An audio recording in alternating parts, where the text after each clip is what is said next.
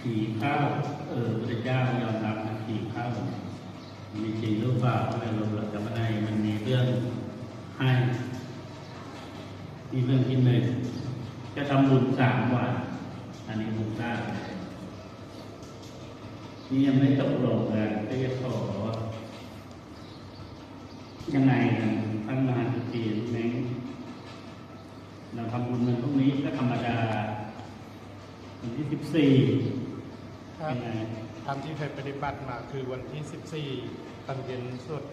ทำบุญรวมญาติสวดบรรยากาศสวดญาติเวลากี่โมงที่เราจะไปสวดกัน2 ทุ่มครับ2 ทุ่มนะเช้า15ทำบุญรวมญาติแล้วก็บ่ายส่งน้ำพระบ่ายของวันที่15บ่าย2 โมงที่เคยปฏิบัติมาอย่างนั้นนะคุณเสีย